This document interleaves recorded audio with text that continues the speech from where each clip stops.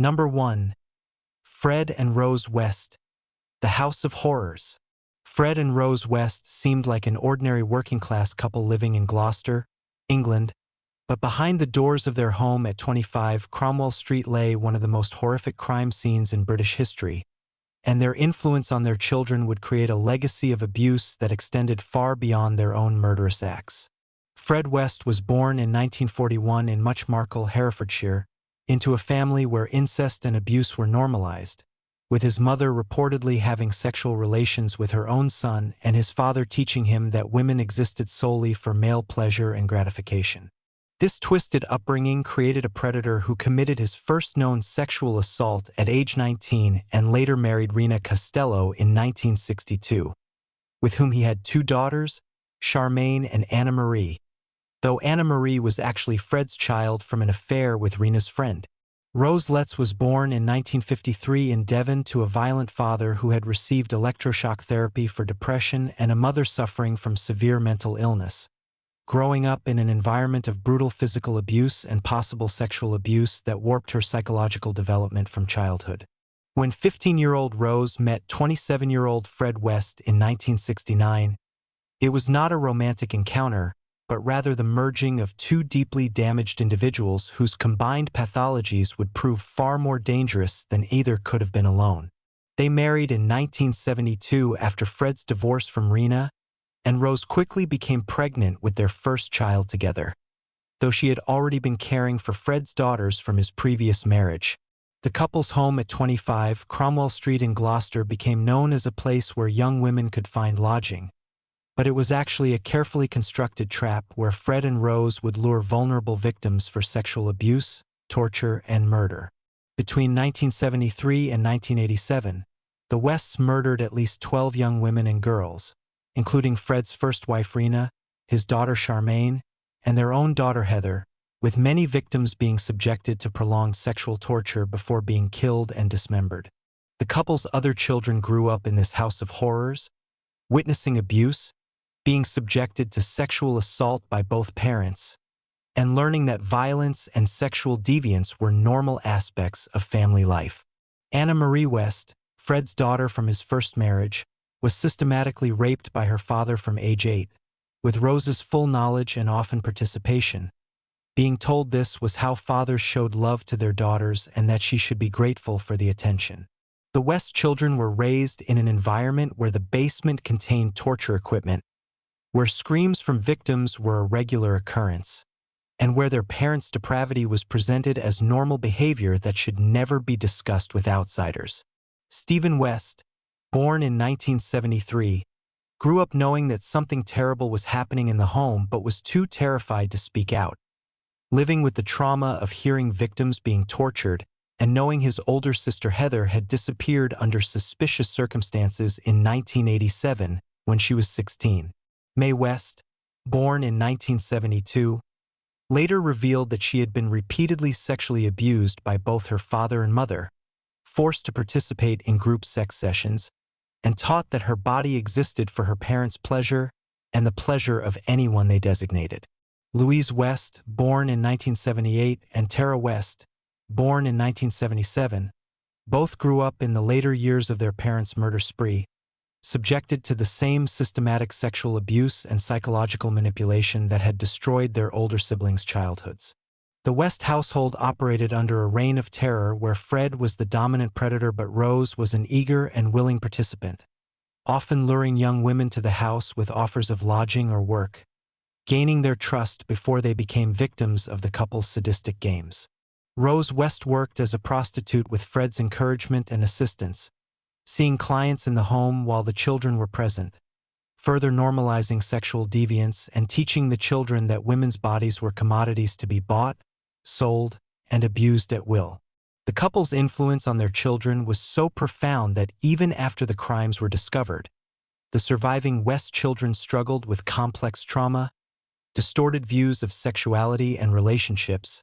and the knowledge that they had been raised by 2 of Britain's most notorious serial killers. The house at 25 Cromwell Street contained the remains of 9 victims buried in the cellar, under the bathroom floor, and in the garden, with Fred having developed a methodical approach to dismemberment and disposal that he carried out while his children slept upstairs or played in the garden above the graves. In February 1994, the Wests were arrested after one of their daughters reported being raped, leading to an investigation that initially focused on child abuse but quickly expanded when police discovered evidence of murder. Fred West confessed to killing 12 people, carefully detailing how he had murdered and dismembered the victims, but he maintained that Rose had no knowledge of the killings, attempting to protect her even as he described the horrific acts in detail to investigators. Rose West denied any involvement in the murders, claiming she had been an abused wife who feared Fred and had no idea he was killing people in their home, despite overwhelming evidence that she had actively participated in the sexual abuse, torture, and murder of multiple victims. On January 1, 1995, before he could stand trial, Fred West hanged himself in his cell at Winson Green Prison in Birmingham, using strips of bedsheet to end his life and potentially taking secrets about additional victims to his grave. Rose West stood trial alone in October 1995 at Winchester Crown Court, facing 10 counts of murder in a trial that revealed the full extent of the couple's depravity and the systematic way they had abused their own children alongside their adult victims. The prosecution presented overwhelming evidence, including the testimony of the surviving West children, forensic evidence from the remains found at Cromwell Street, and testimony from former lodgers who had narrowly escaped becoming victims themselves. On November 22, 1995, Rose West was convicted of 10 murders and sentenced to life imprisonment with a recommendation that she never be released, with the judge noting that her crimes were of such severity that she posed a permanent danger to society. The surviving West children were left to rebuild their lives with the knowledge that their parents were monsters, that their childhoods had been stolen by systematic abuse, and that their family name would forever be associated with some of the most depraved crimes in British history. Stephen West, who had been the first to report concerns about Heather's disappearance in 1994, struggled with survivors' guilt and the trauma of having grown up in a house of death, later speaking publicly about the need for better protection for children in abusive households. Mae West wrote a book detailing the abuse she suffered, describing how both parents had systematically groomed and abused her from childhood, forced her to participate in sexual acts, and created an environment where violence and sexual depravity were presented as normal family life. The West case revealed how two evil individuals could create an environment that not only enabled their own crimes but also damaged their children so profoundly that the effects would last generations, with the surviving children requiring extensive therapy and support to process the trauma of their upbringing. The house at 25 Cromwell Street was demolished in October 1996, with the debris buried at a secret location to prevent it from becoming a macabre tourist attraction, though the street name was later changed to try to help the community move past the horror that had occurred there. Rose West remains in HMP Newhall in West Yorkshire, where she continues to maintain her innocence despite the overwhelming evidence of her guilt, refusing to admit her role in the murders or show any remorse for the lives destroyed by her actions. The West children's experiences highlighted how parental abuse and depravity can create lasting trauma that affects victims throughout their lives, with several of the surviving children speaking about their struggles with trust, relationships,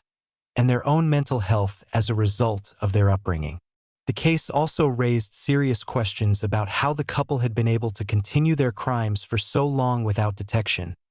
with multiple opportunities for intervention that were missed by social services, schools, and law enforcement. Fred and Rose West's legacy is not just the 12 confirmed murders they committed, but also the destruction of their children's lives, the creation of a generation of trauma survivors who must live with the knowledge of what their parents did, and the broader societal questions about how such evil can flourish within an apparently normal family setting. Number 2. David and Catherine Birnie. The Moorhouse Murders and Their Son's Dark Path. David and Catherine Birnie were an Australian couple whose brief but intensely violent killing spree in 1986 shocked Perth, Western Australia. But even more disturbing was the environment they created for their children and the way their depravity influenced the next generation. demonstrating how parental evil can cast long shadows across family lines. David John Birnie was born in 1951 in Perth, growing up in a troubled household where he was neglected and abused, developing behavioral problems from an early age that manifested in petty crime, violence, and an obsessive need for control that would later escalate into murder. Catherine Margaret Harrison was born in 1951 and first met David when she was just 12 years old in 1963, with the two forming an immediate and unhealthy attachment that her parents recognized as dangerous, attempting to keep the young teenagers apart but ultimately failing to prevent their toxic relationship from developing. Catherine came from a dysfunctional family where she felt unloved and unwanted, making her vulnerable to David's manipulative personality and his promises that they would be together forever, creating a bond that would prove impervious to reason or intervention. The teenage couple's relationship was characterized by criminal activity, with David introducing Catherine to theft, breaking and entering, and a lifestyle of petty crime that escalated as they grew older and their psychological bond deepened into something far more sinister. In 1969, when both were 18, Catherine became pregnant with David's child, but her parents forced them apart, and Catherine was sent away to have the baby, a son who was adopted out, creating a sense of loss and resentment that would feed their later violence. Catherine married Donald McLaughlin in 1972 and had 6 children with him, attempting to build a normal life, but she never forgot David Birnie, maintaining contact with him throughout her marriage and eventually resuming their relationship in 1985 when she left her husband and children to be with her first love. David had spent much of the intervening years in and out of prison for various offenses including rape, assault, and theft, with his criminal behavior escalating and his violent fantasies growing more elaborate during his periods of incarceration. When Catherine left her family to reunite with David in 1985, moving into his house at 3 Moorhouse Street in Willagee, a suburb of Perth, she was abandoning her children to pursue a relationship with a violent predator who would encourage her own sadistic tendencies and draw her into murder. The couple's home at Moorhouse Street became a place of terror where they acted out increasingly violent sexual fantasies, with David's domination over Catherine being total and her willingness to participate in his desires being absolute and without moral limits. On October 6, 1986, the Birnies began their killing spree when they abducted 22-year-old psychology student Mary Nielsen, luring her to their home with a false offer to buy a car, then subjecting her to sexual assault, torture, and ultimately murder before burying her body in a state forest. The couple's method was to target young women,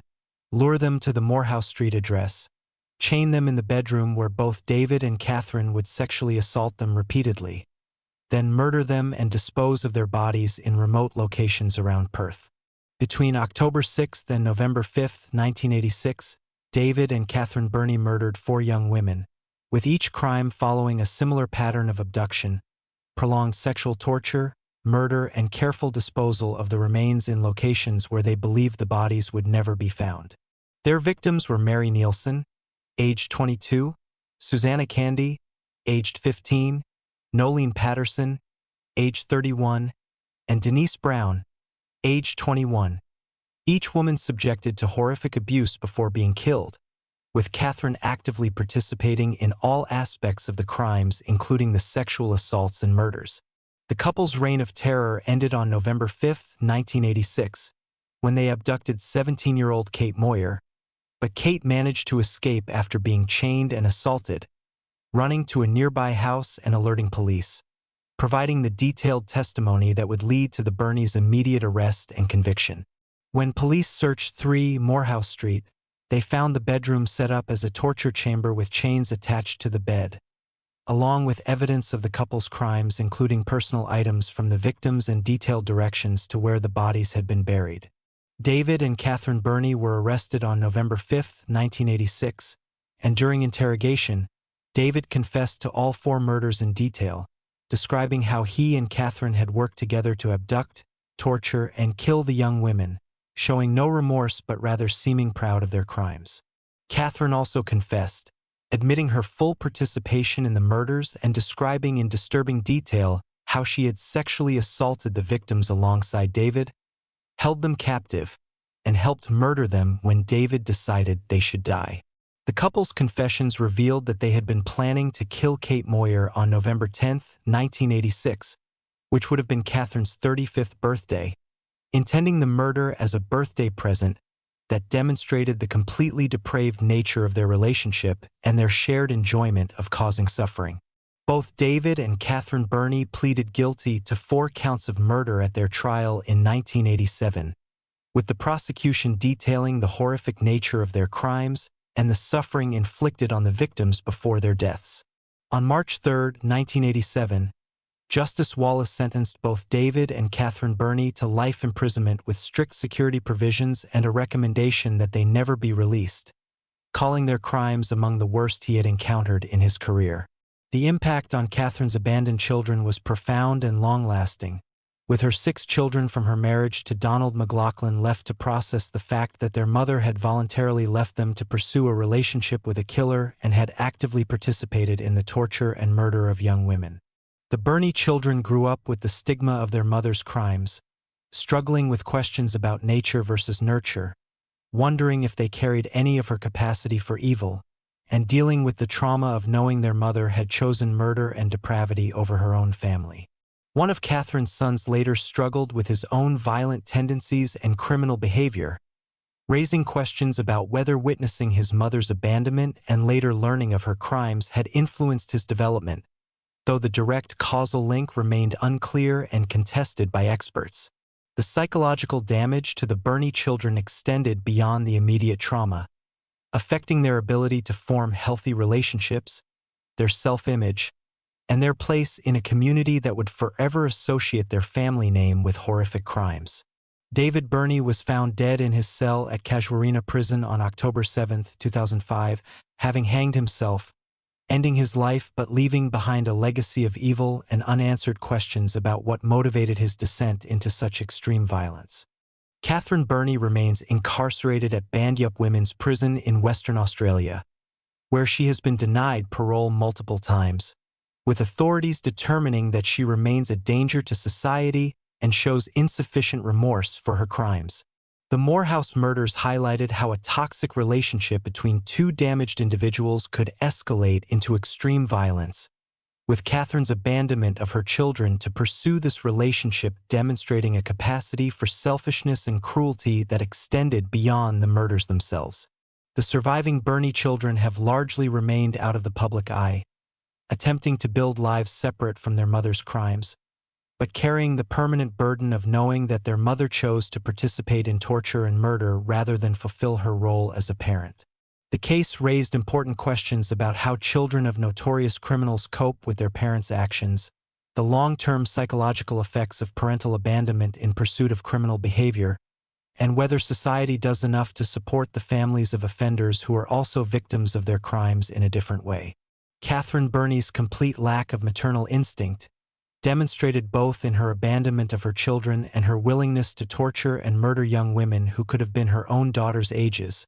revealed a profound absence of empathy that extended to all aspects of her life. The house at 3 Moorhouse Street was eventually demolished, unable to be sold due to its horrific history, with the land remaining a reminder of the evil that had occurred there and the lives destroyed by David and Catherine Birnie's partnership in depravity. Number 3. Gertrude Baniszewski and her children. The torture of Sylvia Likens. Gertrude Baniszewski's name is forever associated with one of the most horrific cases of child abuse and murder in American history. But what makes this case particularly disturbing is how she encouraged and enabled her own children and neighborhood kids to participate in the prolonged torture and ultimate murder of 16-year-old Sylvia Likens in 1965. Creating a situation where an entire household of children learned that sadistic cruelty was acceptable and even encouraged behavior. Gertrude Baniszewski was born Gertrude Van Fossen in 1929 in Indianapolis, Indiana, growing up during the Great Depression in modest circumstances that would later be described as difficult but not abusive, giving no obvious indication of the monster she would become. She married young, had several children, and by 1965 was a divorced single mother of 7 living in poverty at 3850 East New York Street in Indianapolis. struggling financially and suffering from severe asthma and depression that left her physically weak and emotionally volatile. In the summer of 1965, Gertrude agreed to board two daughters of carnival workers Lester and Betty Likens for $20 per week, taking in 14-year-old Jenny Likens, who had polio, and her 16-year-old sister Sylvia, a bright and attractive girl who had no way of knowing she was entering a house where she would experience unimaginable suffering. The arrangement seemed routine at first, with Sylvia and Jenny attending school and helping around the house. But when a payment from their parents was late in arriving, Gertrude began taking out her financial frustrations and personal resentments on Sylvia in particular, singling her out for increasingly severe punishments. Gertrude's descent into sadistic abuse began with slaps and being denied food, but quickly escalated to beatings with wooden paddles, being burned with cigarettes, and being tied up in the basement where she was denied access to a bathroom and forced to lie in her own waste. What made this case uniquely horrific was that Gertrude actively recruited her own children and neighborhood kids to participate in abusing Sylvia, creating a mob mentality where a group of young people learned that torturing a helpless girl was not only acceptable but actually encouraged by an adult authority figure. Paula Baniszewski, Gertrude's 18-year-old daughter, became one of the most active participants in the abuse, regularly beating Sylvia and at one point breaking her wrist with a blow from a thick wooden board, demonstrating that she had fully embraced her mother's cruel values. John Baniszewski Jr., age 12, participated in the abuse by burning Sylvia with cigarettes and matches, performing acts of cruelty that no child should even conceive of, let alone carry out under their parents' approving supervision. The younger Baniszewski children, including Stephanie, age 15, and Marie, age 11, either participated in the abuse or watched it happen without intervening, learning that might makes right and that compassion was a weakness to be avoided.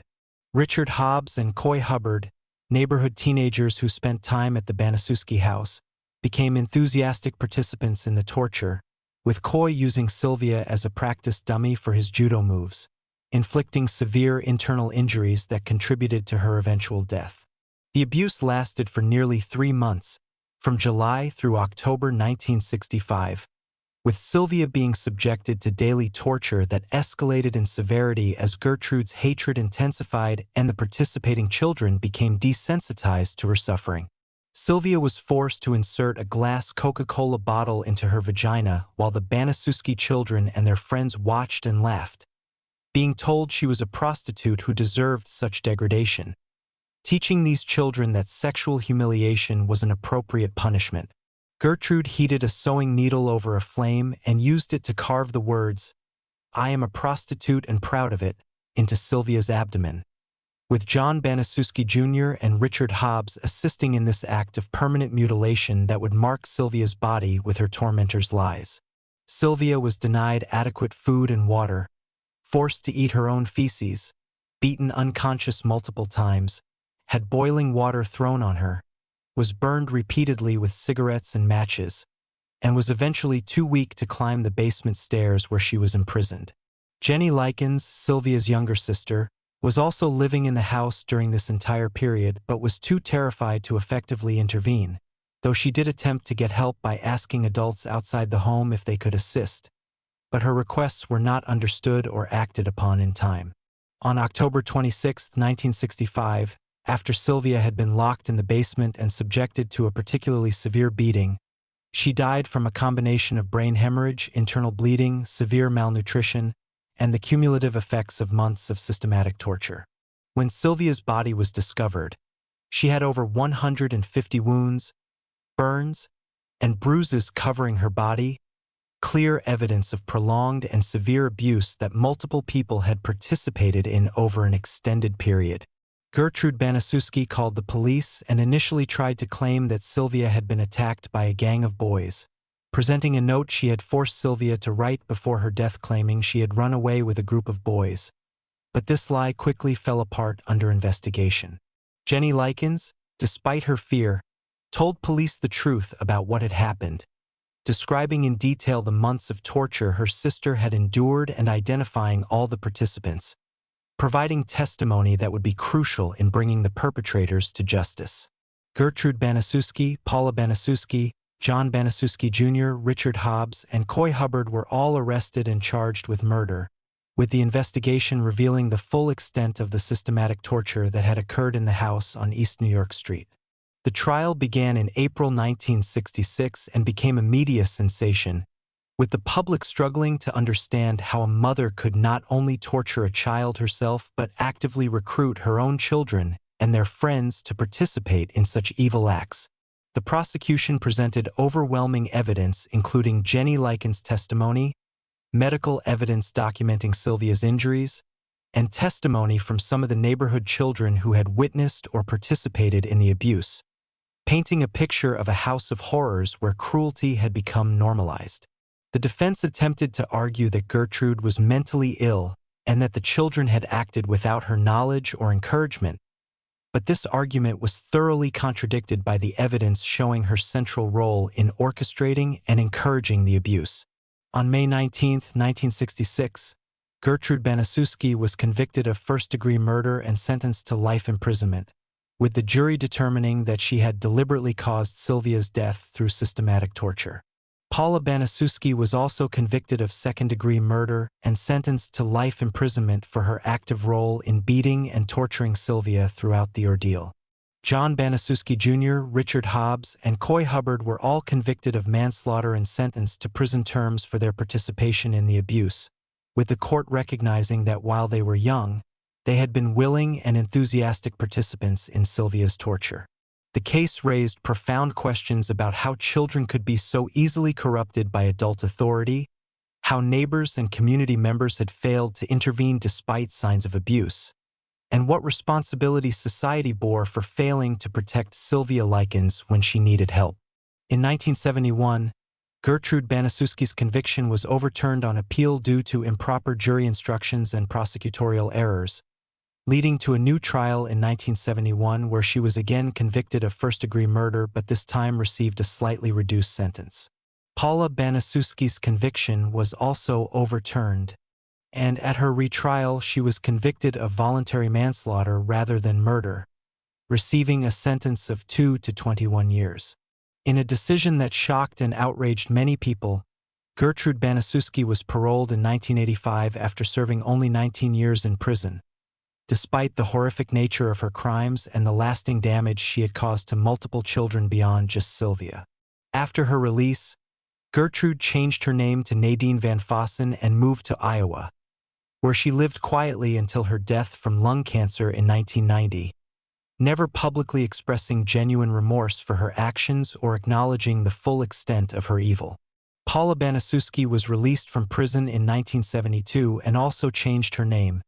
attempting to disappear into anonymity, though the trauma she inflicted on Sylvia Likens and the moral corruption she experienced at her mother's hands would remain part of her legacy forever.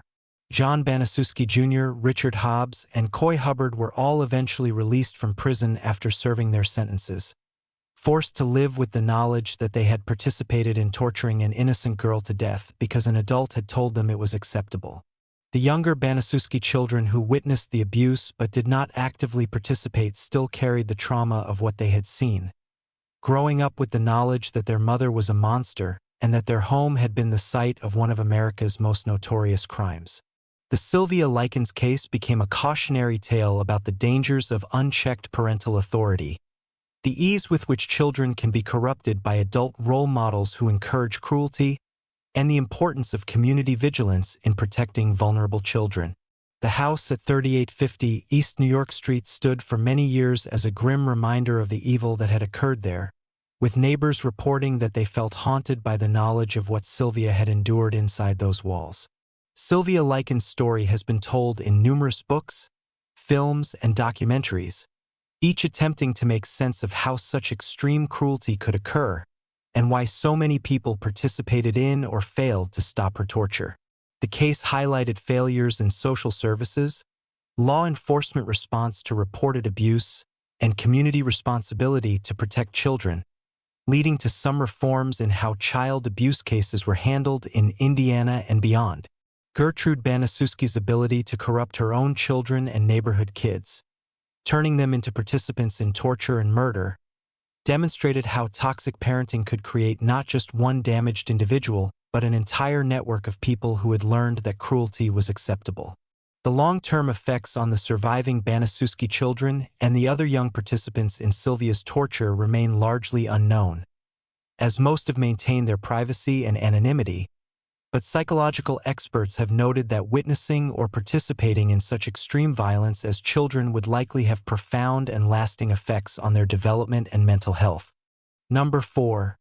Marcus and Narcissa Wesson, the Vampire King and his incestuous empire. Marcus Delon Wesson was a domineering patriarch who created a twisted family cult in Fresno, California, where he systematically abused and controlled his wife, children, nieces, and grandchildren through a combination of religious manipulation, sexual abuse, and psychological terror, ultimately leading to the murder of 9 children in 2004 when his control was finally threatened, demonstrating how one man's evil could be enabled by a compliant partner and corrupt an entire family system across multiple generations. Marcus Wesson was born in 1946 and grew up in a troubled household in Kansas, later joining the military where he served in Germany and began developing the bizarre religious philosophies that would later justify his abuse and control of his family. In the late 1960s, Marcus met Rosemary Madarena, and they married when she was just 15 years old, beginning a relationship where Marcus established himself as the absolute authority figure whose word was law and whose desires were to be fulfilled without question. The couple had 10 children together, but Marcus's control extended far beyond typical parental authority, as he isolated the family from outside contact, homeschooled the children to prevent exposure to contradictory ideas, and began teaching a twisted religious philosophy that combined elements of Christianity, vampirism, and his own narcissistic delusions of grandeur. Marcus taught his children that he was a divine figure, that polygamy was required by God, and that incest was not only acceptable but actually a way to keep the family bloodline pure and under his complete control. As his daughters reached puberty, Marcus began sexually abusing them, justifying this incest by claiming it was God's will, and that he was creating a perfect family that would survive the coming apocalypse that he prophesied would destroy the outside world. Rosemary Wesson, rather than protecting her daughters from her husband's abuse, became complicit in the system, helping Marcus control the children, defending his right to abuse them, and even assisting in covering up the extent of his sexual exploitation of multiple generations of family members. Marcus had children with at least 3 of his own daughters, creating a family structure so twisted and intertwined that many of the children were simultaneously siblings, cousins, and parent-child relationships that violated every natural boundary of family structure. The Wesson family lived in increasingly squalid conditions in various homes around Fresno, with Marcus refusing to maintain the properties and instead filling them with junk, creating fire hazards, and keeping the children in unsanitary conditions that reflected his complete disregard for their well-being. Marcus preached that the family should be prepared to die together rather than be separated, rehearsing murder-suicide scenarios with the children and teaching them that death at his hand was preferable to the corruption of the outside world. The children were taught to call Marcus Lord or Master, were not allowed to have friends outside the family, were forbidden from attending public school after elementary grades, and were completely isolated from any influence that might contradict Marcus's teachings or reveal that his abuse was criminal. Sophia Wesson, one of Marcus's daughters who he had sexually abused and impregnated, eventually escaped the family's control and began trying to free her sisters and children from Marcus's domination, setting in stage the confrontation that would lead to mass murder. On March 12, 2004, Sophia Wesson and her aunt Rosemary Madarena Solario went to the family home on West Hammond Avenue in Fresno to remove Sophia's children from Marcus's control, bringing police with them because they knew Marcus would not willingly give up his control over any family member. When police arrived at the property, Marcus initially refused to allow them entry, but after about an hour of negotiation, he finally emerged from a back bedroom, his clothing soaked in blood, followed by the discovery of 9 bodies inside the room. The victims were 7 children and 2 young women, all killed by gunshot wounds to the eye, executed in a manner that reflected Marcus's previous teachings about how the family should die together rather than be separated or exposed to outside authority. The dead included Marcus's daughters Sabrina Wesson, aged 25, and Lise Wesson, aged 1, along with 7 other children ranging in age from 1 to 17, all killed in a murder spree that lasted only minutes but was the culmination of decades of abuse and control. Initial investigations suggested that Sabrina Wesson might have killed the children before dying herself, but forensic evidence and testimony from surviving family members revealed that Marcus was the killer, having orchestrated the murders to maintain control even as his empire was crumbling. Marcus Wesson was arrested at the scene and charged with 9 counts of first-degree murder, along with multiple counts of sexual abuse, child molestation, and rape based on testimony from surviving family members who finally felt safe enough to speak the truth. The trial, which began in 2005, exposed the full extent of Marcus's decades-long abuse of his family, with prosecutors detailing how he had created an incestuous cult where he was worshipped as a god and exercised total control over his wife, children, and grandchildren. Surviving family members testified about the sexual abuse they had suffered, describing how Marcus had impregnated his own daughters, taught the children that incest was normal, and created a family structure so twisted that it took extensive counseling for victims to even understand that what had happened to them was wrong. Rosemary Wesson testified at the trial, but her testimony was problematic because she continued to defend some of Marcus's actions and seemed unable or unwilling to fully acknowledge the extent of the abuse she had enabled and participated in over the decades. The prosecution presented evidence that Marcus had specifically trained Sabrina to kill the other children if he was ever arrested, but argued that he was the mastermind behind the murders and should be held fully responsible even if she had pulled the trigger. Forensic evidence, including the fact that Marcus was covered in blood while Sabrina had relatively little blood on her, strongly suggested that Marcus himself had fired the fatal shots, executing his own children and grandchildren rather than allow them to be free from his control. On June 17, 2005, after 4 months of trial and testimony, the jury convicted Marcus Wesson of 9 counts of first-degree murder, along with 14 counts of rape and molestation involving 7 of his daughters and nieces. On June 27, 2005, the same jury voted unanimously to sentence Marcus Wesson to death, determining that the aggravating factors of his crimes, including the multiple murders and the abuse of trust involved in killing his own children, far outweighed any mitigating circumstances. Marcus Wesson is currently on death row at San Quentin State Prison in California, where he awaits execution for his crimes,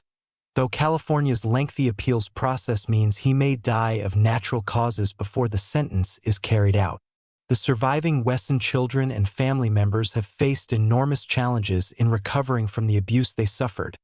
with many requiring extensive therapy to process the incest, religious manipulation,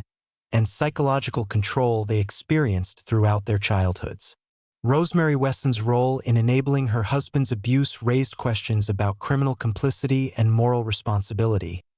though she was never charged with any crimes despite testimony indicating she had knowledge of and participated in the family's dysfunctional dynamics. The Wesson case highlighted how charismatic and manipulative individuals can create closed family systems where abuse becomes normalized, children are conditioned to accept mistreatment as normal,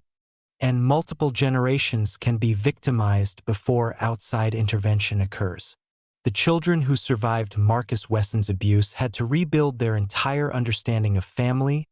relationships, sexuality, and religion, having been taught from birth that his perverted values and practices were normal and divinely sanctioned. The case also raised questions about how Marcus had been able to operate his abusive household for so long without detection, with neighbors, school officials, and social service agencies all failing to identify the signs of abuse or investigate reports that might have saved lives if acted upon earlier. The Wesson family's experience demonstrated how domestic abuse and incest can escalate across generations when left unchecked, with Marcus's abuse of his daughters creating a second generation of victims when he then sexually abused his own grandchildren born from those incestuous relationships. The psychological damage to the surviving family members was so severe that many struggled with basic social interactions, having been isolated from normal society for so long that they had to learn how to function in the outside world while simultaneously processing the trauma of their abuse. Marcus Wesson's teachings that death was preferable to separation from the family proved to be a self-fulfilling prophecy, as 9 family members died because he could not accept that his control was ending and his crimes were being exposed. The Wesson case became one of California's most notorious examples of familial abuse and murder, serving as a reminder that evil can flourish in closed family systems where one individual holds absolute power and uses religious or philosophical justifications to rationalize abuse. Rosemary Wesson's failure to protect her children from her husband's abuse, and her active participation in maintaining the family system that enabled his crimes,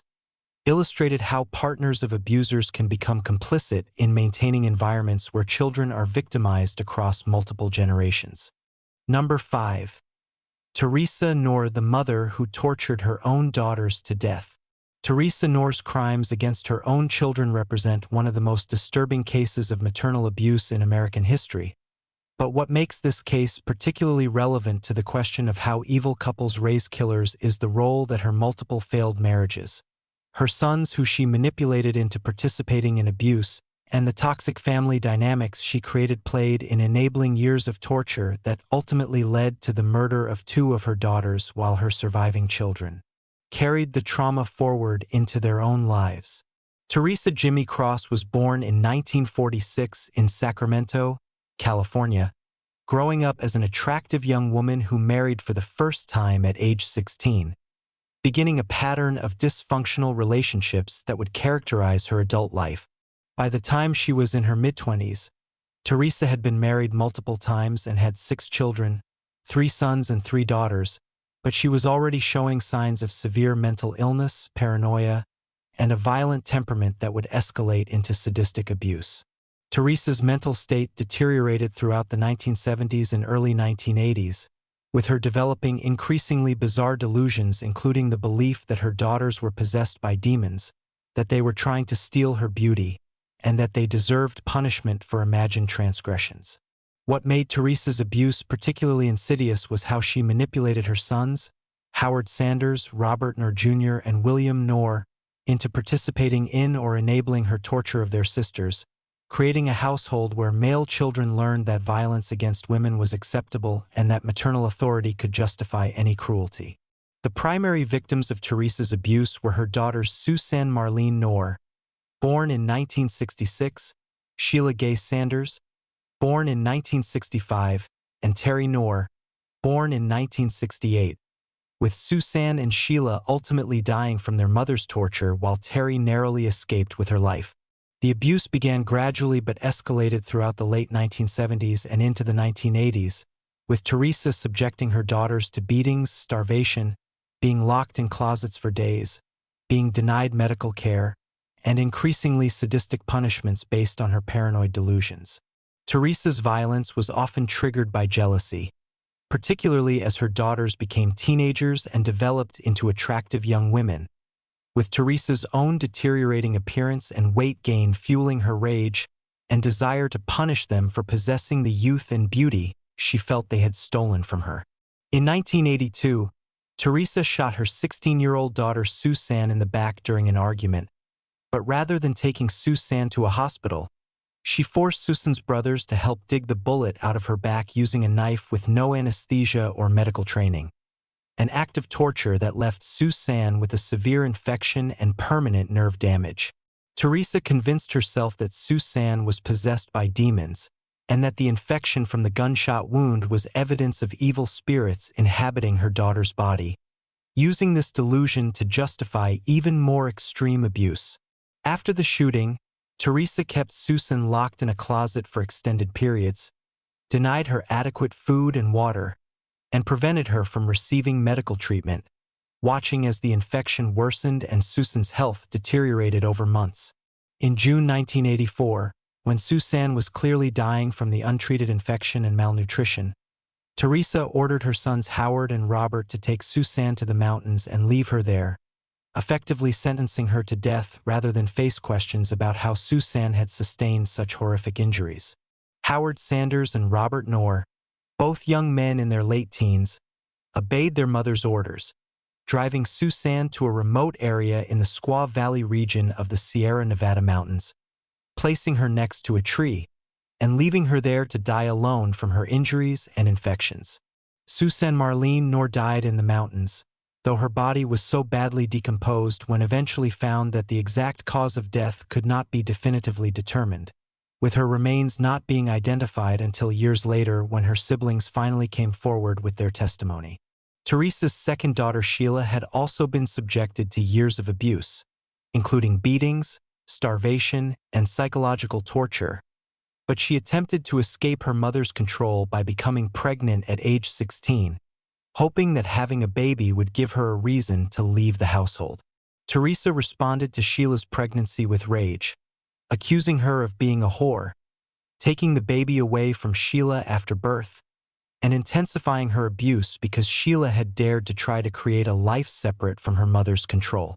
In 1985, Teresa became convinced that Sheila was also possessed by demons and was growing too strong-willed to control,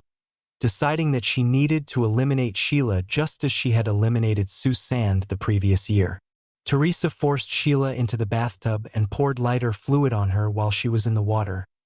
then lit her on fire, causing severe burns over much of Sheila's body while the rest of the family watched, too terrified of their mother to intervene. Rather than seeking medical treatment for Sheila's severe burns, Teresa kept her locked in the house for weeks as the wounds became infected and Sheila's condition deteriorated,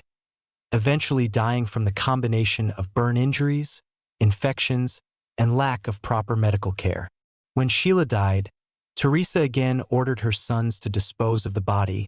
having Howard and Robert place Sheila's corpse in a cardboard box and dump it in a ravine, where it was discovered but initially remained unidentified. Terry Knorr, the youngest daughter, was also subjected to severe abuse but managed to survive, though she was left with both physical and psychological scars from years of torture and watching her mother murder her two older sisters. The sons, Howard, Robert, and William, were caught in an impossible situation where they had been raised to obey their mother absolutely, feared her violent rages, but also became complicit in her crimes by helping dispose of bodies and maintaining the family's terrible secrets. After Sheila's death in 1985, Teresa and her surviving children moved away from Sacramento, attempting to start over and leave the crimes behind, but the trauma and guilt haunted the surviving children as they grew older and began to process what had happened. Terry Knorr, carrying the survivor's burden of having witnessed her mother murder her sisters, struggled with the knowledge for years before finally deciding in the early 1990s that she needed to come forward and report the crimes. In 1993, Terry contacted the Sacramento County Sheriff's Department and told them about her mother's crimes, providing detailed testimony about the years of abuse and the murders of Susan and Sheila, setting in motion an investigation that would finally bring Teresa Knorr to justice. The investigation confirmed Terry's testimony, with detectives eventually identifying the decomposed remains found years earlier as Susan and Sheila Knorr, linking them to Teresa through forensic evidence and the testimony of Terry and her brothers. Teresa Knorr was arrested in November 1993 in Salt Lake City, Utah, where she had been living under her maiden name and attempting to maintain a facade of normalcy despite her horrific crimes. During interrogation, Teresa initially denied everything, then provided a series of conflicting stories, and eventually admitted to some aspects of the abuse while still attempting to minimize her responsibility and blame her actions on mental illness and the stress of raising 6 children alone. The trial testimony revealed the full extent of the torture the Knorr daughters had endured, with details about the shooting, the infection, the starvation, the burning, and the systematic nature of Teresa's abuse over many years, shocking even experienced law enforcement officers and prosecutors. Howard Sanders and Robert Knorr testified against their mother, describing how she had manipulated and terrified them into helping dispose of their sisters' bodies, though both also had to face their own guilt about their complicity in the crimes. In October 1995, Teresa Knorr pleaded guilty to 2 counts of second-degree murder, 2 counts of conspiracy to commit murder, and special circumstance charges that her crimes involved torture, accepting a plea deal that spared her the death penalty but ensured she would spend the rest of her life in prison. On November 17, 1995, Teresa Knorr was sentenced to 2 consecutive life terms in prison with no possibility of parole, effectively ensuring she would die behind bars for her crimes against her own daughters. Teresa Knorr is currently incarcerated at the California Institution for Women in Corona, California, where she continues to serve her life sentences, having been denied parole and having no realistic chance of ever being released. The surviving Knorr children have had to live with the trauma of their childhoods, with Terry carrying the burden of survivors' guilt, the sons grappling with their complicity in helping their mother, and all of them dealing with the knowledge that their mother was a monster who murdered their sisters. The case raised important questions about how Teresa had been able to abuse and ultimately murder her children over such an extended period without intervention from schools, neighbors, or social services, despite multiple warning signs that something was terribly wrong in the household. Teresa Knorr's manipulation of her sons into participating in her crimes demonstrated how abusive parents can corrupt their children, teaching them that violence is acceptable and that family loyalty means protecting abusers rather than victims. The long-term psychological effects on the surviving children included difficulty forming healthy relationships, struggles with guilt and shame, PTSD symptoms, and the challenge of rebuilding their lives while carrying their family's terrible history. The Knorr case became the subject of books and television documentaries examining how maternal abuse can be just as deadly as violence from fathers or stepfathers, and how the stereotype of nurturing mothers can actually enable abuse when people refuse to believe that mothers could harm their own children. Teresa's paranoid delusions about her daughters being possessed, stealing her beauty, and deserving punishment revealed a severe mental illness. But experts noted that mental illness alone did not excuse her deliberate choices to torture and murder her children rather than seek help. The case also highlighted how domestic violence and abuse can remain hidden even in plain sight when families move frequently. Children are isolated from outside contact, and community members fail to report suspected abuse to authorities. Terry Knorr's courage in finally coming forward with the truth about her mother's crimes was crucial in achieving justice for Susan and Sheila, though it also meant breaking the family's code of silence and potentially facing retaliation from family members who wanted to keep the secrets buried. Number 6. Sante and Kenneth Kimes, the mother-son crime team. Sante Kimes and her son Kenneth Kimes Jr. formed one of the most notorious mother-son criminal partnerships in American history, with Sante systematically grooming her son from childhood to be her accomplice in a decades-long crime spree that ultimately escalated to murder, demonstrating how a mother's manipulation and corruption of her child could create a killer who was completely devoted to her and willing to commit any crime at her direction. Sante Singers was born in 1934 in Oklahoma City, growing up in poverty and developing from an early age a sense of entitlement and a belief that she deserved wealth and luxury regardless of the means necessary to obtain them. Sante began her criminal career as a young woman with various frauds and scams, married several times, and eventually married Kenneth Kimes Sr., a wealthy businessman who either didn't know about or chose to ignore his wife's criminal activities. In 1975, Sante gave birth to Kenneth Kimes Jr., who from his earliest years was not raised as a normal child, but rather was groomed to be his mother's partner in crime,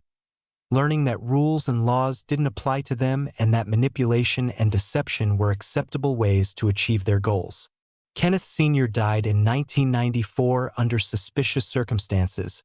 with some investigators suspecting Sante might have killed him for his money, though no charges were ever filed. From the time he was a young child, Kenneth Jr. was homeschooled by Sante in what amounted to a criminal education, learning how to forge documents, manipulate people, commit various frauds, and believed that his mother's needs and desires were more important than any legal or moral restrictions. Sante constantly reinforced Kenneth Jr.'s dependence on her, creating an unhealthy bond where he saw himself as her protector, partner, and the only person who truly understood her, isolating him from normal peer relationships and ensuring his complete devotion to her. The Kimes' criminal activities included insurance fraud, slavery of domestic workers who they would bring from Central America and then refuse to pay or allow to leave, theft, forgery, and a pattern of leaving rental properties destroyed and unpaid for as they moved from location to location. By the 1990s, Kenneth Jr. was fully integrated into his mother's criminal lifestyle, participating in scams and frauds while still in his teens, having been taught by Sante that other people existed only to be exploited and that any means justified the ends of getting what they wanted. The relationship between Sante and Kenneth Jr. was intensely codependent and psychologically unhealthy, with her exerting complete control over him while simultaneously making him feel that he was her equal partner and the most important person in her life. In July 1998, Sante and Kenneth Jr. came to New York City with a plan to take over the Manhattan townhouse of 82-year-old socialite Irene Silverman, a wealthy widow who rented apartments in her property on East 65th Street. The Kimes rented an apartment in Silverman's building under a false name, then began plotting to forge documents that would transfer ownership of the entire property to them. But their plan required eliminating Irene Silverman so she couldn't contest the fraudulent transfer. On July 5, 1998, Sante and Kenneth Jr. murdered Irene Silverman in her own home, though her body has never been found, with prosecutors believing they killed her, disposed of her body, and then attempted to forge documents making Kenneth Jr. the owner of her multimillion-dollar townhouse. The disappearance of Irene Silverman led to an immediate investigation, with her employees and other tenants reporting that they had seen Sante and Kenneth Jr. in the building and noting their suspicious behavior in the days leading up to her disappearance. On July 5, 1998, the same day Irene Silverman disappeared, Sante and Kenneth Jr. were arrested during a traffic stop in New York City, with police finding in their car incriminating evidence including a stun gun, plastic handcuffs, syringes, wigs, fake identification documents, and notebooks detailing their plans to steal Silverman's property. The investigation into Irene Silverman's disappearance uncovered a massive amount of evidence linking Sante and Kenneth Jr. to her murder, including forged documents they had created, surveillance footage showing them in the building, and testimony from witnesses who had seen them watching Silverman and discussing how to take her property. As investigators dug deeper into the Kimes' background, they discovered evidence linking them to additional murders, including David Kasdan, a business associate whose body had been found near Los Angeles in March 1998, killed because he knew too much about the Kimes' fraudulent activities. The trial of Sante and Kenneth Kimes Jr. began in March 2000 in Manhattan,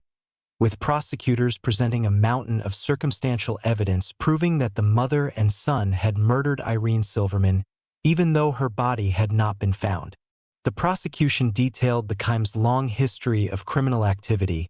showing how Sante had systematically corrupted her son from childhood and turned him into her accomplice in increasingly serious crimes culminating in murder. Kenneth Kimes Jr.'s complete devotion to his mother was evident throughout the trial, with him showing no remorse for Irene Silverman's death and seeming to care only about protecting Sante from the consequences of their crimes. Witnesses testified about the Kimes' pattern of defrauding and victimizing people, their treatment of domestic workers who they essentially enslaved, and their methodical planning of the plot to steal Irene Silverman's townhouse by murdering her and forging ownership documents. On May 18, 2000, both Sante and Kenneth Kimes Jr. were convicted of murder, robbery, and multiple other charges related to the death of Irene Silverman and their attempts to steal her property. The judge sentenced both to maximum prison terms of 120 years to life, ensuring they would never be released from prison for their crimes. Even after their conviction for Silverman's murder, additional investigations linked the Kimes to other suspicious deaths and missing persons cases, suggesting that Irene Silverman might not have been their only murder victim. In 2004, Kenneth Kimes Jr. agreed to plead guilty to the 1998 murder of David Kasdan in California in exchange for a reduced sentence, providing information about how he and Sante had killed Kasdan and disposed of his body. Kenneth Jr.'s willingness to finally admit to crimes and cooperate with investigators came after years in prison separated from his mother, suggesting that her physical absence might have begun to break the psychological hold she had maintained over him since childhood. Sante Kimes was extradited to California to face charges in the Kasdan murder, maintaining her innocence and continuing to attempt to manipulate the legal system even as evidence against her mounted. In 2005, while incarcerated in California awaiting trial for the Kasdan murder, Kenneth Kimes Jr. escaped from custody in a bizarre incident where he held a court reporter hostage, though he was recaptured the same day. The escape attempt demonstrated that even years after their arrest and conviction, Kenneth Jr. still exhibited the reckless disregard for consequences and belief that he could outsmart the system that his mother had instilled in him. Sante Kimes died in prison on May 19, 2014, at age 79, having spent her final years behind bars but never expressing remorse for her crimes or acknowledging the damage she had done to her son by corrupting him from childhood. Kenneth Kimes Jr. remains incarcerated in New York State Prison, serving his sentence for Irene Silverman's murder, having lost his youth and his life to his mother's criminal schemes and psychological manipulation. The Kimes case became a prominent example of how toxic mother-son relationships can lead to criminal behavior when a manipulative parent grooms a child to be their accomplice, denying them normal development and corrupting their moral compass from an early age. Psychologists who studied the case noted that Sante had created what amounted to a folie à deux, a shared psychosis where both mother and son reinforced each other's criminal thinking and saw themselves as superior to normal rules and laws. Kenneth Kimes Jr.'s complete devotion to his mother, even after being arrested and convicted, demonstrated the powerful psychological bonds that can develop when a parent systematically manipulates and controls a child from birth. The case raised questions about whether Kenneth Jr. could be held fully responsible for his crimes given that he had never been given a chance to develop normal moral reasoning or to have relationships outside of his mother's controlling influence. However, courts determined that regardless of his upbringing, Kenneth Jr. had made choices to participate in serious crimes including murder and needed to be held accountable for those actions. The Kimes case also highlighted how two-person crime teams, especially when one partner has complete psychological dominance over the other, can be particularly dangerous because they reinforce each other's worst impulses and enable crimes that neither might commit alone. Sante's treatment of Kenneth Jr., raising him from birth to be her criminal accomplice rather than allowing him to develop as an independent person with his own values and choices, represented a profound form of child abuse that had lifelong consequences. The fact that Irene Silverman's body was never found, despite extensive searching, suggests a level of premeditation and planning in her murder that showed both Sante and Kenneth Jr. had thought carefully about how to commit and conceal the crime. Other victims of the Kimes frauds and schemes, including the domestic workers they enslaved and the business associates they defrauded, also suffered lasting harm even in cases that didn't result in murder. The Kimes legacy is one of manipulation, greed, and the corruption of a child by a parent who valued criminal success over their child's well-being and moral development, creating a killer who remained devoted to his mother even as she destroyed both their lives. Number 7. Betty and Paul Broderick parental warfare that poisoned their children. Betty and Paul Broderick's story is not about a couple who directly raised their children to be killers, but rather about how extreme parental conflict, a bitter divorce, and the aftermath of Betty's murder of her ex-husband and his new wife created a situation where the Broderick children were forced to choose sides between parents, deal with trauma that would affect them for life, and navigate the complex legacy of having a mother who became a murderer and a father who was killed by that mother, demonstrating how parental evil and dysfunction can damage children even when they aren't directly taught to commit crimes. Elizabeth and Bisheglia, known as Betty, was born in 1947 in New York into a strict Catholic family, growing up with traditional values about marriage and family that would later collide catastrophically with the reality of her marriage falling apart. Dan Broderick was born in 1944 in Pittsburgh, Pennsylvania, and was known as a brilliant student who would eventually become a successful medical malpractice attorney in San Diego, California, earning an income that placed the family firmly in the upper middle class. Betty and Dan married in April 1969 when she was 21 and he was 24, beginning what would appear to be an ideal partnership where Betty supported Dan through medical school and law school, working multiple jobs and managing their household while he pursued his education and career. The couple had 4 children together between 1970 and 1979. Kim, born in 1970, Lee, born in 1971, Daniel Jr., born in 1976, and Rhett, born in 1979, initially raising their family in a loving environment where Betty was a devoted mother and Dan was an ambitious provider. As Dan's legal career flourished in the 1980s, becoming a prominent and wealthy attorney in San Diego, the marriage began to deteriorate, with Betty later claiming that Dan became emotionally distant, controlling with money, and critical of her appearance and intelligence. In 1983, Dan hired a 21-year-old legal assistant named Linda Kolkina, and Betty immediately suspected that Dan was having an affair with the young woman, beginning a suspicion and jealousy that would poison the rest of their marriage. Dan denied the affair initially, but his relationship with Linda grew closer while his relationship with Betty became increasingly hostile, marked by arguments about money, his time away from home, and Betty's accusations about infidelity. In 1985, Dan abruptly left Betty and the children, moving out of their home and beginning divorce proceedings, confirming Betty's worst fears about his relationship with Linda and triggering a breakdown that would last years. The divorce proceedings became one of the most contentious in San Diego history, with Betty fighting against what she saw as Dan's attempts to cheat her out of money and custody, while Dan and his lawyers portrayed Betty as mentally unstable and unfit as a mother. Betty's behavior during the divorce proceedings deteriorated badly, with her leaving obscene messages on Dan's answering machine, vandalizing his property, driving her car into his front door, and engaging in a campaign of harassment that would eventually be used against her in custody hearings. The 4 Broderick children were caught in the middle of their parents' war, being forced to choose sides, used as weapons by both parents, and subjected to constant conflict that no child should have to endure during their formative years. Dan Broderick eventually won custody of the children, obtained restraining orders against Betty, and in 1989 married Linda Kolkina, actions that Betty viewed as the ultimate betrayal and that pushed her toward violence. Throughout this period, Betty's mental state deteriorated, with her becoming obsessed with revenge against Dan and Linda, feeling that they had stolen her life, destroyed her family, and deserved to be punished for their betrayal.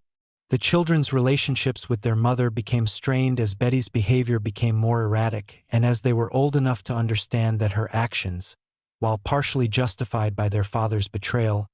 had crossed lines into harassment and instability. On November 5, 1989, Betty Broderick entered Dan and Linda's home using a key she had stolen from her daughter Lee, and while they slept in their bedroom, she shot and killed both of them, firing 5 shots that ended 2 lives and irrevocably changed her own and her children's lives forever. Betty immediately called her daughter Lee after the murders, telling her what she had done, then drove to her own home where she called the police and turned herself in, making no attempt to flee or hide from the consequences of her actions. The Broderick children were now faced with an unthinkable situation. Their father and his wife had been murdered by their mother, leaving them orphaned in a sense even though Betty was still alive, and forcing them to deal with divided loyalties, grief, trauma, and public scrutiny. Kim Broderick, the eldest daughter, testified against her mother at trial, describing Betty's erratic behavior, the harassment of Dan and Linda, and supporting the prosecution's argument that Betty had committed premeditated murder rather than acting in a momentary crime of passion. Lee Broderick, the second daughter, maintained support for her mother, believing that years of abuse and betrayal by Dan had driven Betty to snap, and testifying on her behalf about the difficult circumstances leading up to the murders. Daniel Broderick Jr. and Rhett Broderick, the two younger sons who were only 13 and 10 when the murders occurred, were largely shielded from the trial but would have to grow up processing the trauma of losing their father to violence committed by their mother. Betty Broderick's first trial in 1990 ended in a hung jury, with jurors unable to agree whether she had committed premeditated murder or had acted in a diminished capacity due to years of emotional abuse, but the prosecution immediately retried the case. At the second trial in 1991, Betty was convicted of 2 counts of second-degree murder, with the jury determining that while there were mitigating circumstances related to the difficult divorce, Betty had made a deliberate choice to kill Dan and Linda rather than finding other ways to address her grievances. On December 11, 1991, Betty Broderick was sentenced to 32 years to life in prison, meaning she would be eligible for parole after serving 32 years, but with no guarantee of release. The Broderick children were left to process their parents' legacy. A father who had betrayed their mother but didn't deserve to be murdered, and a mother who had suffered real injustices but had responded with violence that destroyed what remained of their family. Kim Broderick largely maintained distance from her mother, believing Betty's actions were indefensible regardless of Dan's behavior during the divorce, and focused on building her own life separate from the family's notorious history. Lee Broderick maintained a relationship with Betty in prison, regularly visiting and continuing to believe that Betty had been driven to her crimes by intolerable circumstances, showing that the children had split in their interpretation of their parents' conflict. Daniel Jr. and Rhett grew up largely out of the public eye, attempting to build normal lives while carrying the burden of their family's history and the trauma of the murders that had defined their childhood. Betty Broderick became a cause célèbre for some advocates who saw her as a victim of an unjust divorce system and a cheating husband who had pushed her too far, though others viewed her as a calculating murderer who had killed out of revenge and jealousy rather than genuine self-defense. The case raised important questions about how contentious divorces affect children, how parental conflict can create lasting psychological damage, and whether the legal system adequately protects children caught between warring parents. Betty has been denied parole multiple times, most recently in 2017 and 2022, with the parole board determining that she still does not show adequate remorse for her crimes and continues to blame Dan for her decision to murder him. The Broderick children's experience demonstrated how parental dysfunction, even when it doesn't directly involve training children to commit crimes, can still create lasting trauma that affects children's development,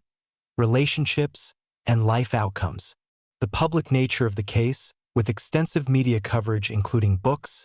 television movies, and eventually a Netflix series, meant that the Broderick children could never fully escape their family's history, even as they attempted to build independent lives. Rhett Broderick has spoken publicly about his experience, describing the trauma of the murders, his complex feelings about both parents, and his belief that while his mother was wrong to commit murder,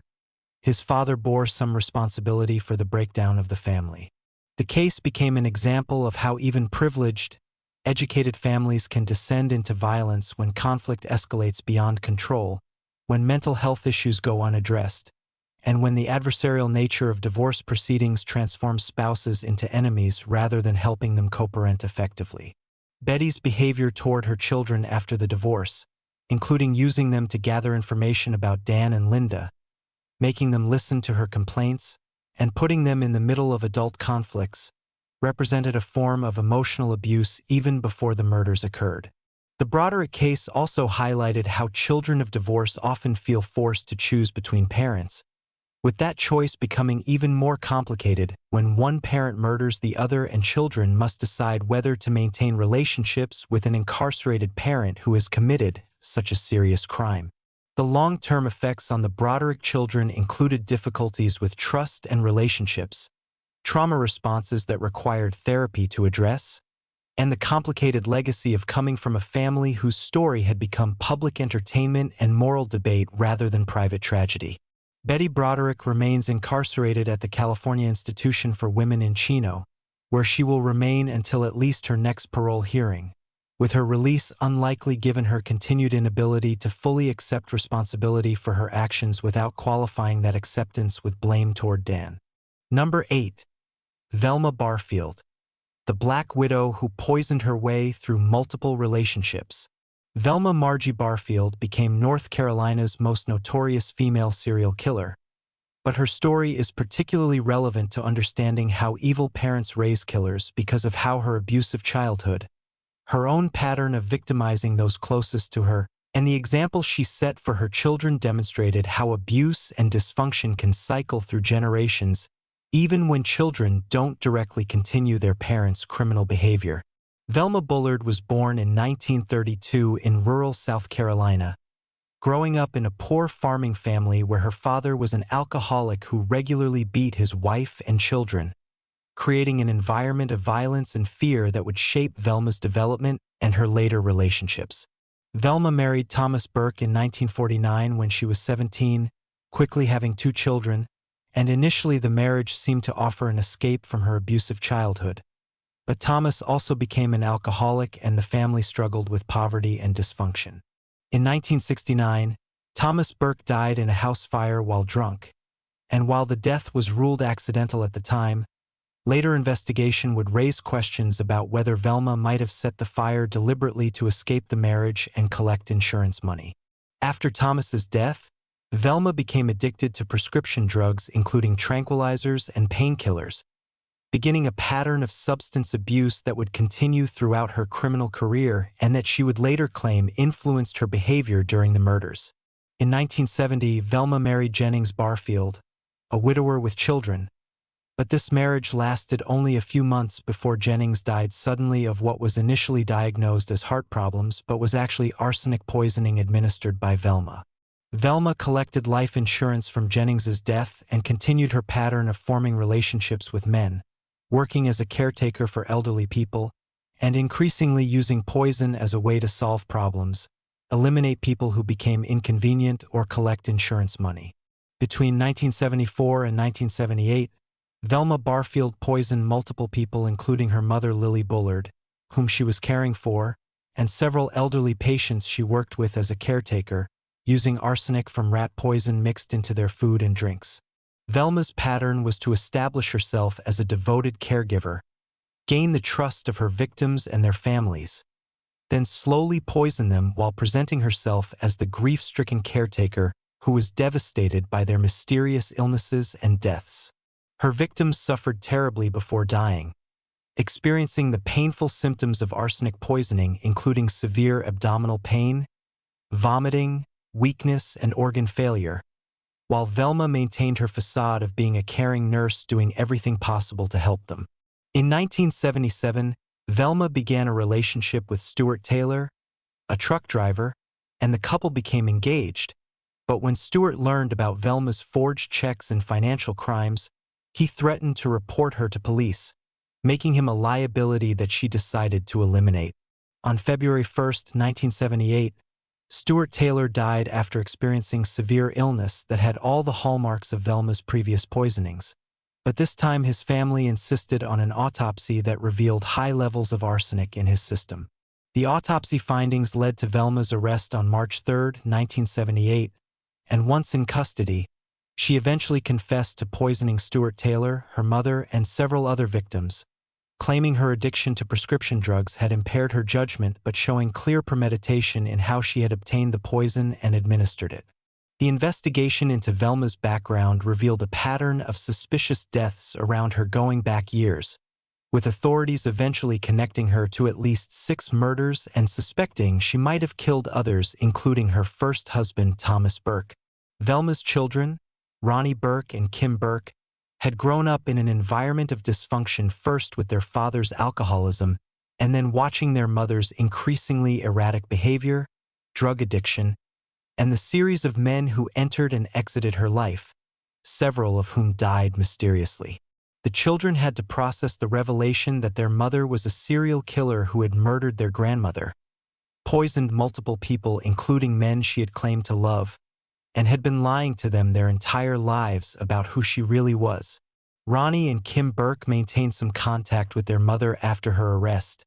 struggling with conflicting emotions about loving their mother while knowing she was a murderer who had destroyed multiple families and had chosen criminal behavior over being a present parent for them. Velma's trial began in November 1978, with prosecutors presenting overwhelming evidence of premeditated murder, including testimony about how she had purchased arsenic, testimony from survivors who had become ill after eating food Velma prepared, and forensic evidence from the victims' bodies. The defense attempted to argue that Velma's prescription drug addiction had impaired her judgment and that she was not fully responsible for her actions. But the evidence of careful planning and repeated murders over several years contradicted this argument. On December 2, 1978, Velma Barfield was convicted of first-degree murder in the death of Stuart Taylor, with the jury determining that she had deliberately poisoned him knowing it would cause his death. On December 2, 1978, the same jury that convicted her voted to sentence Velma Barfield to death, making her the first woman sentenced to death in North Carolina since the reinstatement of capital punishment and one of only a handful of women on death row in the United States. Velma spent 6 years on death row at the North Carolina Correctional Institution for Women, during which time she claimed to have found religion, expressed remorse for her crimes, and became the focus of an anti-death penalty campaign that argued executing a grandmother would be cruel and unusual punishment. Her case attracted national attention, with death penalty opponents using Velma as an example of how capital punishment was applied inconsistently and asking why a woman who had found faith and expressed remorse should be executed. However, supporters of her execution pointed out that Velma had poisoned multiple people, including her own mother, had caused immense suffering to her victims before their deaths, and had shown no remorse until after she was caught and sentenced. On November 2, 1984, despite appeals and calls for clemency, Velma Barfield was executed by lethal injection at Central Prison in Raleigh, North Carolina, becoming the first woman executed in the United States since 1962 and the first person executed by lethal injection in North Carolina. Her final statement expressed remorse for her crimes and faith in God's forgiveness, though some family members of her victims felt that her religious conversion was opportunistic and that she had never truly confronted the full extent of the harm she had caused. Velma's children were left to live with the legacy of their mother being a serial killer who had been executed by the state, dealing with public stigma, questions about their own moral development, and the complex grief of losing a parent who was also a murderer. The Barfield case raised questions about how children raised in dysfunctional environments with addicted, abusive parents develop their own moral frameworks and whether Velma's own abusive childhood contributed to her becoming a killer, though experts noted that most abuse victims do not become murderers. Velma's pattern of forming relationships primarily to exploit and eventually murder the people who trusted her demonstrated a profound lack of empathy that extended beyond her drug addiction and suggested deep-seated personality disorders. Her ability to maintain a facade of being a caring, religious woman while systematically poisoning people in her care highlighted how serial killers can often hide in plain sight, particularly when they are women whose gender causes people to underestimate their capacity for violence. The impact on her children included not just the trauma of learning their mother was a killer, but also having to live with questions about genetic predisposition to violence, whether they had unknowingly witnessed or been affected by her crimes, and how to build identities separate from her notorious legacy. Velma Barfield's execution was controversial, with some viewing it as just punishment for multiple murders and others seeing it as the state killing a grandmother who had been failed by mental health and addiction treatment systems that might have prevented her crimes. The case became a cautionary tale about how untreated addiction, personality disorders, and cycles of abuse can lead to violence, and how the criminal justice system struggles to balance punishment, rehabilitation, and public safety in cases involving women who commit serious crimes. Number 9. Charlene and Gerald Gallego, the sex slave killers. Gerald and Charlene Gallego formed one of the most notorious serial killer couples in American history,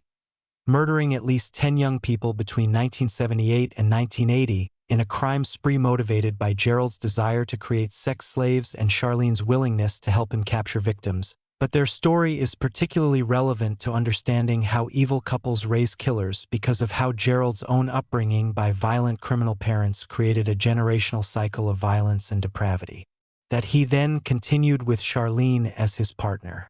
Gerald Armand Gallego was born in 1946 while his father, Gerald Albert Gallego Sr., was on death row in Mississippi for murdering a police officer,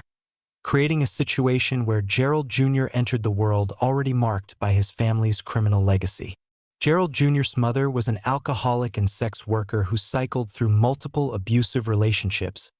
giving Gerald a childhood characterized by neglect, abuse, exposure to sexual deviance, and the knowledge that his father had been executed when Gerald was still a child. Growing up in Sacramento, California, Gerald exhibited behavioral problems from an early age, committing his first sex offense at age 13 when he molested a 6-year-old girl, beginning a pattern of sexual violence that would define his entire life. Gerald was in and out of juvenile facilities and later adult prisons throughout his teens and 20s, with convictions for assault, armed robbery, and sex offenses that demonstrated an escalating pattern of violence and a complete inability to function in normal society. By the time Gerald met Charlene Williams in 1977, he had been married 5 times, had fathered multiple children whom he abandoned, and had a long criminal record that should have warned anyone to stay far away from him. Charlene Adele Williams was born in 1956 in Stockton, California, into a middle-class family with no history of criminal behavior, growing up as an apparently normal young woman who had no obvious warning signs that she would become a serial killer's accomplice. Charlene was intelligent, had attended college, and by all accounts had options in life that made her decision to partner with Gerald in his crimes even more inexplicable and disturbing. When Charlene and Gerald met, she was quickly drawn into his manipulative web, with Gerald convincing her that normal sex wasn't satisfying to him and that he needed to act out fantasies involving the abduction and sexual slavery of young girls. Gerald's fantasy was to create sex slaves who would fulfill his every desire without resistance, and he convinced Charlene that her role as his partner should be to help him capture victims, participate in the sexual assaults, and then help dispose of the evidence. The couple's crime spree began on September 11, 1978, when they abducted 17-year-old Rhonda Scheffler and 16-year-old Kippy Vaught from a shopping mall in Sacramento, luring them into their van with Charlene's help because the young women trusted another woman and didn't recognize the danger. Gerald drove the victims to a remote location where he raped both girls while Charlene watched and prevented their escape. Then Gerald shot both victims to death and buried their bodies in a shallow grave where they were not discovered for months. The pattern was established. Charlene would help lure victims, participate in controlling them, watch or participate in the sexual assaults,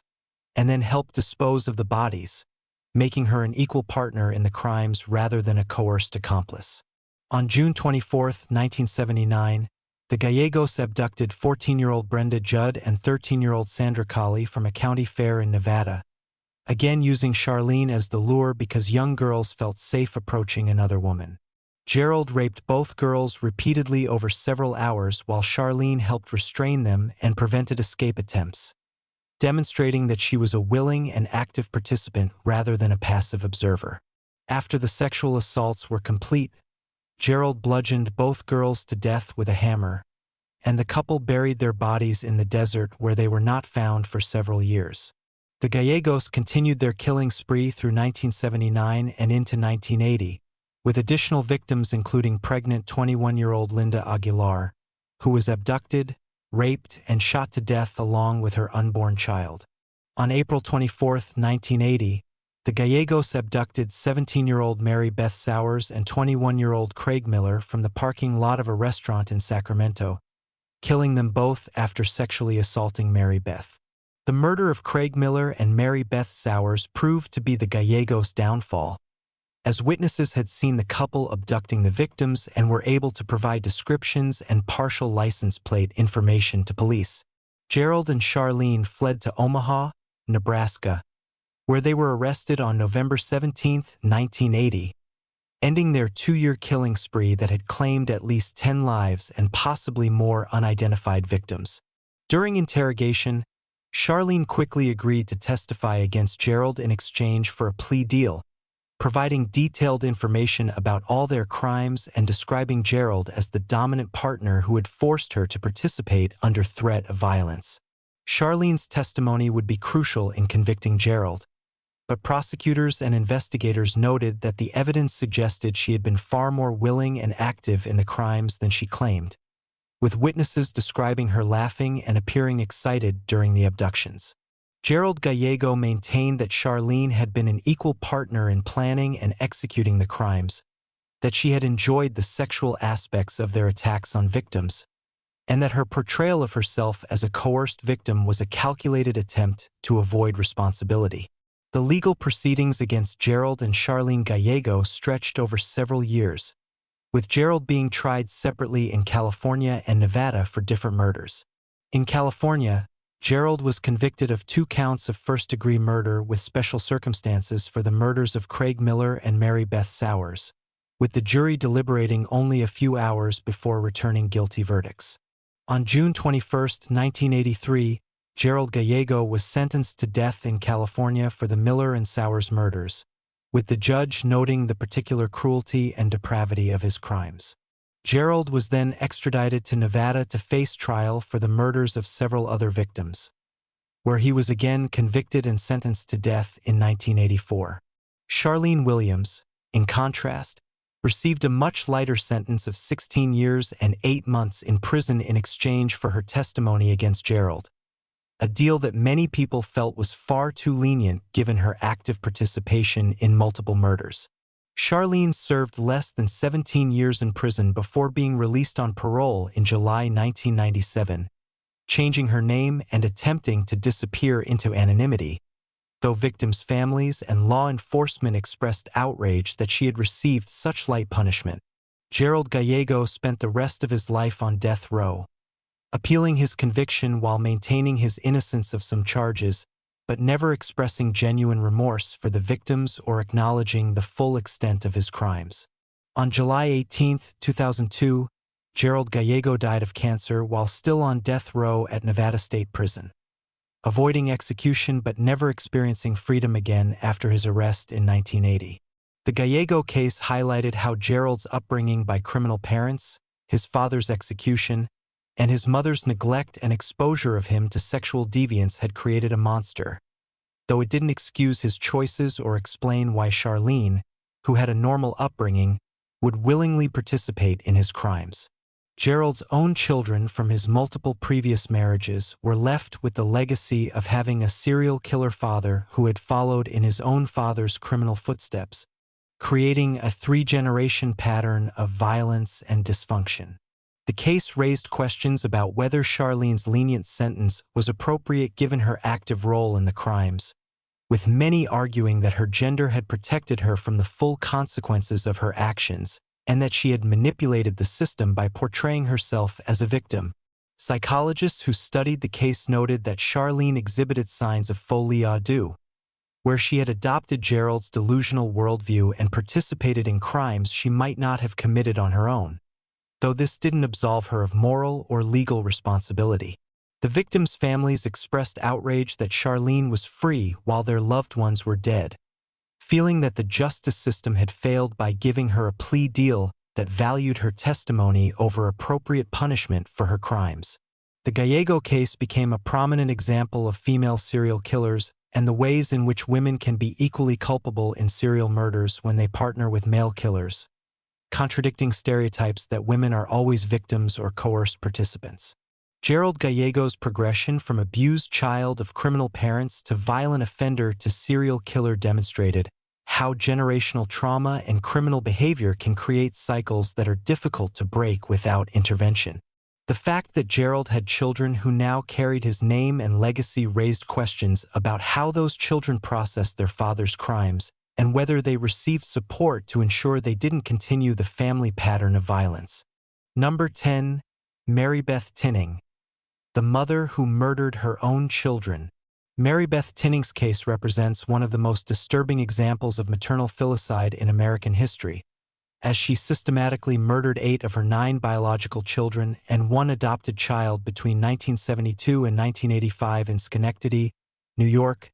demonstrating how some forms of parental evil involve not teaching children to be killers but rather killing the children themselves, and how her surviving child was left with the trauma of knowing his mother had murdered his siblings. Mary Beth Rowe was born in 1942 in Duanesburg, New York, growing up in a family that by outward appearances was normal, though Mary Beth later claimed she had a difficult childhood and sought attention and validation that she never received from her parents. In 1963, Mary Beth married Joseph Tinning, a factory worker, and the couple settled in Schenectady where they began having children and by all outward appearances were building a normal working-class family life. In 1972, the Tinnings' first child, 8-day-old Jennifer, died from what was diagnosed as hemorrhagic meningitis and respiratory problems, a tragedy that garnered sympathy and attention for Mary Beth from her community and family. Just 2 weeks after Jennifer's death, the Tinnings' second child, 2-year-old Joseph Jr., died suddenly from what doctors diagnosed as cardiac arrest, with no clear explanation for why a healthy toddler would suddenly die. In 1973, the Tinnings' daughter Barbara died at age 4 after what Mary Beth described as a seizure, with doctors noting some suspicious circumstances but no clear evidence of foul play that would warrant investigation. The pattern continued with horrifying consistency. In 1975, Timothy Tinning died at age 4 weeks from what was called sudden infant death syndrome, the same diagnosis given for the death of Nathan Tinning in 1976 at age 5 months. In 1978, Mary Frances Tinning died at age 4 months from SIDS, and in 1979, Jonathan Tinning died at age 2.5 weeks, also attributed to SIDS, with each death bringing Mary Beth sympathy, attention, and support from her community who viewed her as a tragic mother cursed with terrible luck. In 1980, the Tinnings adopted a baby boy named Michael, but he died in March 1981 at age 2.5 years from what was described as acute pulmonary edema,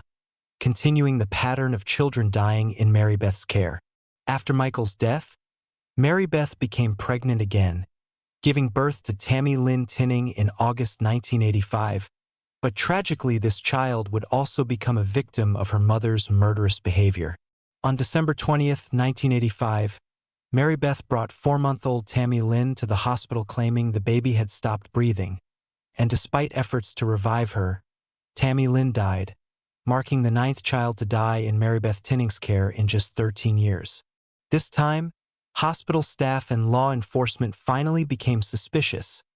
recognizing that it was statistically impossible for one mother to lose 9 children to natural causes, and that Mary Beth's pattern of behavior suggested she was killing her children. An autopsy on Tammy Lynn revealed evidence of asphyxiation, and when confronted by investigators, Mary Beth eventually confessed to smothering Tammy Lynn, Timothy, and Nathan,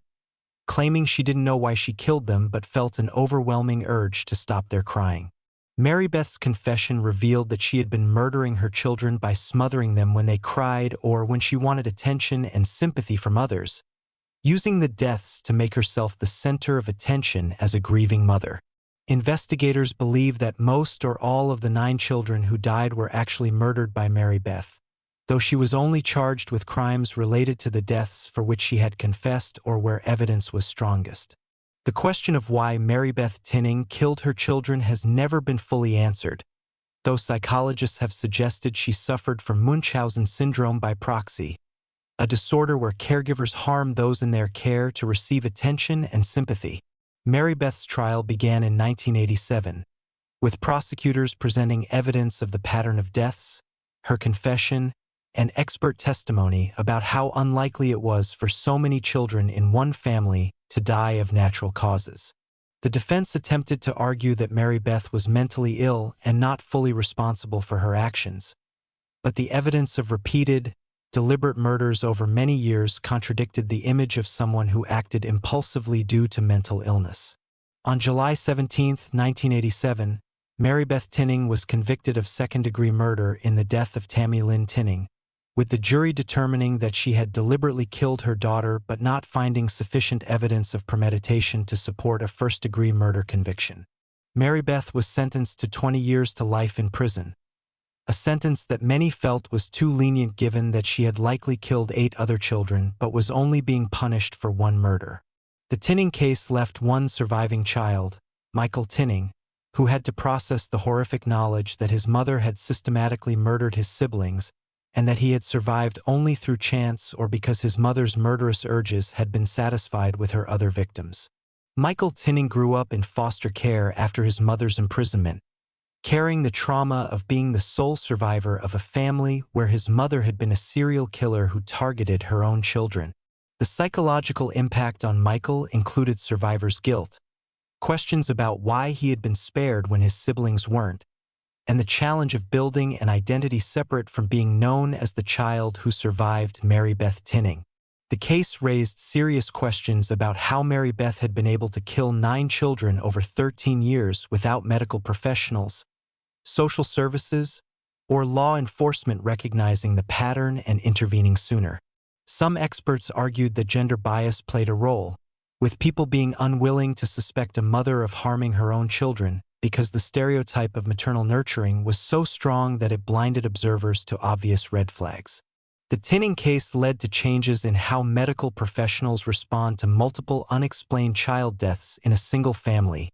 with increased scrutiny and investigation becoming standard practice when statistical anomalies suggest possible foul play. Joseph Tinning, Mary Beth's husband, maintained that he had no knowledge that his wife was killing their children, claiming he believed the deaths were tragic but natural,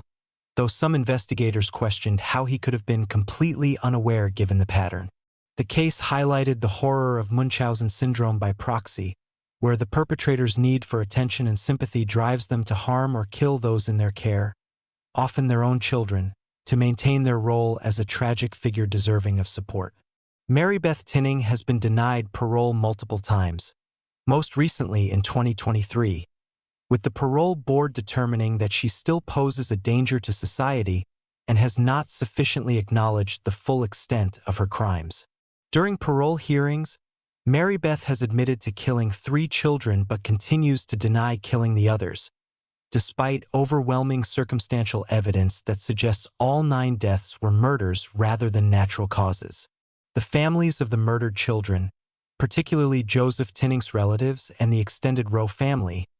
were left to grieve not only the loss of the children, but also the betrayal of trust represented by a mother who systematically killed her own babies. The Tinning case remains one of the most studied examples of serial filicide, with criminologists and psychologists examining how Mary Beth was able to continue killing for so long and what warning signs might have been missed that could have saved lives. Michael Tinning's fate as the sole survivor demonstrates how even when children of evil parents survive physically, they carry psychological scars and trauma that affect them throughout their lives, having to process that their mother viewed her children as disposable tools for gaining attention rather than as individuals deserving of love and protection. The case also raised questions about how communities respond to families experiencing multiple tragedies, and whether there is more that can be done to identify situations where sympathy and support are being exploited by someone causing the very tragedies they claim to be suffering from. Mary Beth Tinning remains incarcerated in New York State, where she will remain for the rest of her life unless granted parole, serving as a reminder of how maternal evil can be just as deadly and calculating as any other form of familial violence, and how some parents destroy their children not by teaching them to be killers, but by making them victims of murder.